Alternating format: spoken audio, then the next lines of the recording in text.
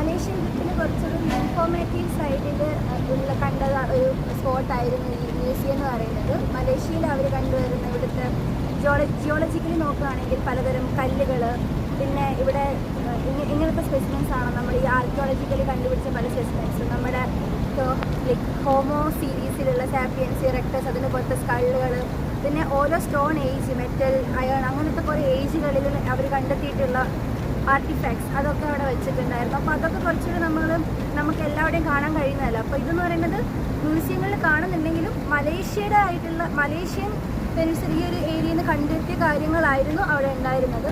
പിന്നെ ഇവരുടെ വസ്ത്രധാരണങ്ങൾ, ഇവരുടെ ട്രഡീഷണൽ ആയിട്ടുള്ള കുറേ കാര്യങ്ങൾ, പിന്നെ ഇവിടുത്തെ കാർഷിക റിലേറ്റഡ് ആയിട്ടുള്ള കുറച്ച് കാര്യങ്ങൾ, അങ്ങനത്തെ കുറച്ച് മലേഷ്യ റിലേറ്റഡ് ആയിട്ടുള്ള കാര്യങ്ങൾ നമുക്ക് കാണാൻ പറ്റി. അവിടെയൊക്കെ തന്നെ നമ്മളുടെ സംസ്കാരമായിട്ട് ചേർന്ന് നിൽക്കണം, അല്ലെങ്കിൽ താല്പര്യം ചെയ്യാൻ പറ്റുന്ന കാര്യങ്ങളും കാണാൻ പറ്റി. ഇതൊക്കെ ഒരു വലിയൊരു അനുഭവം തന്നെയാണ്. പരമ്പരാഗത മലായ് വാസ്തുവിദ്യയുടെ ശ്രദ്ധേയമായ കെട്ടിടമാണ് നാഷണൽ മ്യൂസിയം. രാജ്യത്തിൻ്റെ സമ്പന്നമായ ചരിത്ര പൈതൃകത്തിൻ്റെ ശേഖരമെന്ന നിലയിൽ കോലാലംപൂരിൻ്റെ ഹൃദയഭാഗത്ത് അഭിമാനത്തോടെ നിലകൊള്ളുന്നു.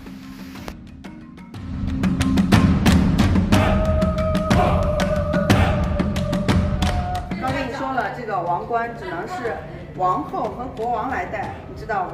它是权力的象征，明白吗？然后他们身上还带有勋章，看不同的勋章，这都是他们的不同的勋章。对，然后刚才我们还讲了长剑和短剑的区别，长剑是纯金的，然后短剑是象牙制造成的一个短剑。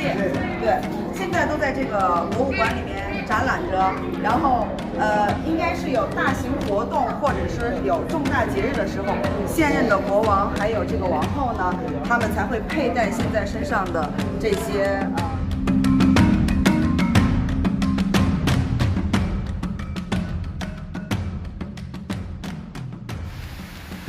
2008 ഇതിൻ്റെ സമീപകാല നവീകരണത്തിന് ശേഷം മ്യൂസിയം സന്ദർശകർക്ക് കൂടുതൽ രസകരവും സംവേദനാത്മകവുമായ വേദിയായി മാറിയിരിക്കുന്നു. ഇത് മലേഷ്യയുടെ ചരിത്രാതീത കാലഘട്ടം മുതൽ മലേഷ്യ വരെയുള്ള ചരിത്രത്തിൻ്റെ ഒരു പര്യവേക്ഷണത്തിന് നമ്മെ പ്രാപ്തരാക്കുന്നു.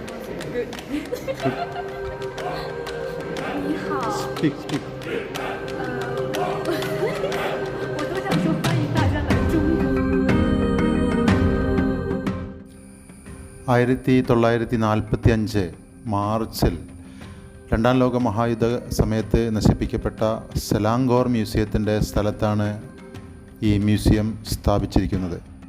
രാജ്യത്തിൻ്റെ സ്വാതന്ത്ര്യത്തിന് ശേഷം 1957 ഇതിൻ്റെ നിർമ്മാണത്തിനുള്ള ആശയം ആരംഭിക്കുകയും 1961 ഇത് യാഥാർത്ഥ്യമാക്കുകയും ചെയ്തു.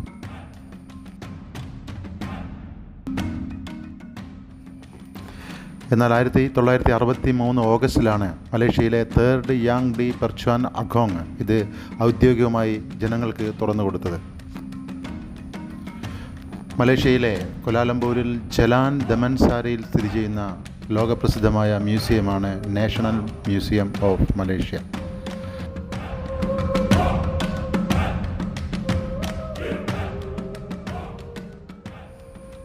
മിനാങ്ക ബാവു വാസ്തുവിദ്യയുടെ ഒരു വശമായ റുമാ ഗഡാങ്ങിൻ്റെ ശൈലിയിൽ നിർമ്മിച്ച ഒരു കൊട്ടാരമാണ് മ്യൂസിയം നഗാര.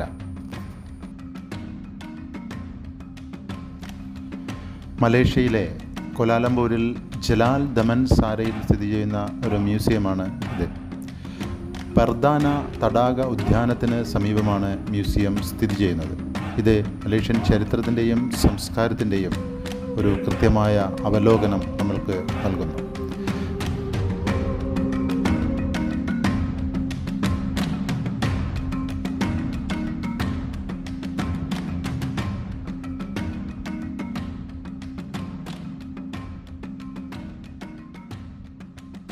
നരവംശ ശാസ്ത്രത്തിനും പ്രകൃതി ചരിത്രത്തിനും അനുവദിച്ചിട്ടുള്ള 4 പ്രധാന ഗാലറികളാണ് മ്യൂസിയത്തിലുള്ളത്. വിവാഹങ്ങൾ, ഉത്സവങ്ങൾ, വസ്ത്രങ്ങൾ എന്നിവ പോലുള്ള സാംസ്കാരിക പരിപാടികൾ കാണിക്കുന്ന ഫ്രീ സ്റ്റാൻഡിംഗ് ടേബിളുകൾ മുതൽ ഡിസ്പ്ലേകൾ വരെ ഇവിടെ ഉണ്ട്. പരമ്പരാഗത ആയുധങ്ങൾ, സംഗീതോപകരണങ്ങൾ, കലകൾ, കരകൗശല വസ്തുക്കൾ, സെറാമിക്സ്, സസ്യജന്തുജാലങ്ങൾ എന്നിവയുടെ വിപുലമായ ഒരു ശേഖരം തന്നെയാണ് ഈ മ്യൂസിയത്തിൽ ഉള്ളത്. മനുഷ്യ ചരിത്രത്തിൻ്റെ വിവിധ ഘട്ടങ്ങളെ പ്രതിനിധാനം ചെയ്യുന്ന പുരാവസ്തുക്കളുടെ വിപുലമായ ശേഖരം തന്നെയാണ്. ചരിത്ര ഗവേഷകർ, വിദ്യാർത്ഥികൾ, വിനോദസഞ്ചാരികൾ എല്ലാവരുടെയും ഒരു പ്രധാന ആകർഷണ കേന്ദ്രം കൂടിയാണ് മലേഷ്യയിലുള്ള ഈ നാഷണൽ മ്യൂസിയം.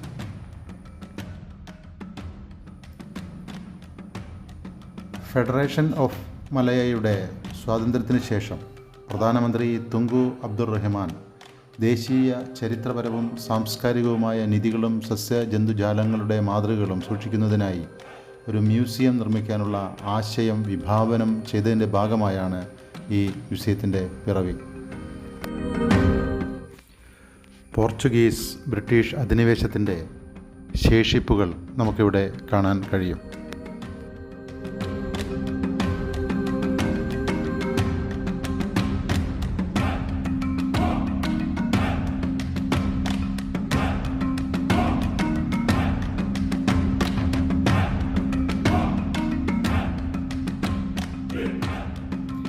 മൃതശരീര സംസ്കരണവുമായി ബന്ധപ്പെട്ട മനുഷ്യ ചരിത്രത്തിൻ്റെ വിവിധ ഘട്ടങ്ങളെ പ്രതിനിധാനം ചെയ്യുന്ന ഒരു പവലിയനാണിത്. ഹിന്ദു, ബുദ്ധ, ജൈന ശേഷിപ്പുകളുടെ ഒരു വിപുലമായ ശേഖരം തന്നെ ഇവിടെ നമുക്ക് കാണാൻ കഴിയും.